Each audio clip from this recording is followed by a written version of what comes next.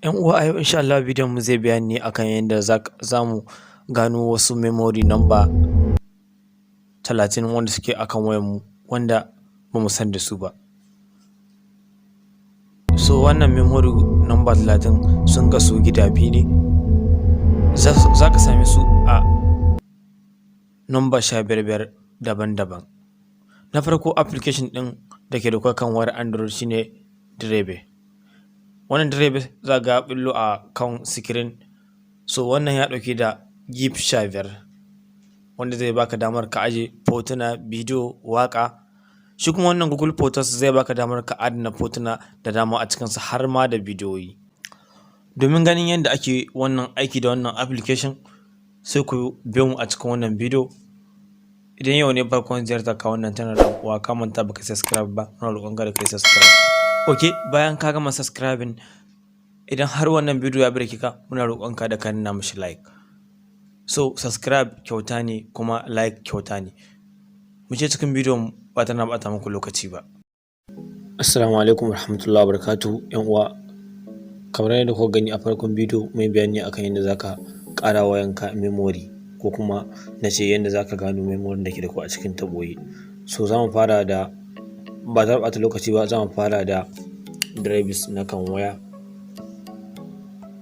So shi wannan drives na ɗauke da memory gig 15. So wannan shine wanda ke amfani da shi.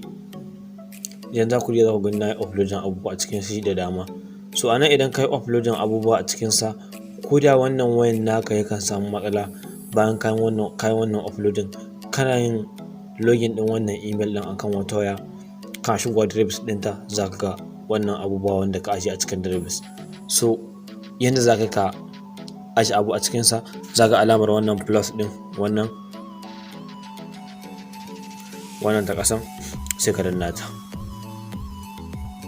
Ok, bayan ka danna za ta baka damar uploading ga nan a wannan guri, a wannan gurin. So anan za ta baka damar ka yi uploading ɗin bidiyo ko kuma waka. Kana shiga za ta baka damar ka ɗauko. Bayan ka ɗauko sai ka kira ta searching.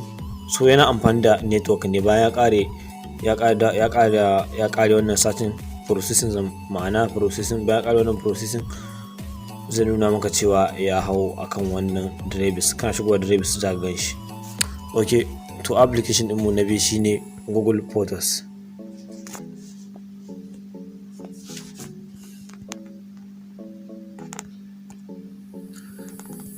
Ok, Photos. Ok, wannan Google Photos shi ma duka wayar Android tana fitowa da shi. Idan za mu shiga za mu ga abubuwan da ke da kwai akan wayarmu. So yana buƙatar update. So idan za ka yi uploading na abubuwa a cikin shi, idan naka na buƙatar update za ka ce Play Store ka yi update ɗin shi. So ga shi a nan ga abubuwan da ke da kwai akan wayarmu. So shi ma idan ka tashi yin aje abubuwa a cikinsa za ka gani gurin da aka sa albums. Ga alamar plus a wannan gurin za su tambaye ka ka ɗora sabon abin nan. Kaga in za ka sa sunan title ɗin fotunan nan kuma za su baka damar yin select na fotuna a wannan gurin. So shi wannan Google Photos iya bakin fotuna da bidiyo ne zai baka damar ajewa. Ina fatan kun fahimce ni. Wanda bai fahimce ni ba zai tuntuɓe ni a cikin akan wannan number. So ina sanar da ku cewa mun canza sabon number. Duka wanda ya bi wancan number tamu za ga alamar wani ya yi blocking sa. So wancan number namu an sayar mana da shi ne a yayin muna amfani da shi, kuma wanda sayar da shi sai ya sayar da shi, wanda sayar mana da shi ya sayar ma wanda shi yanzu ana amfani da shi.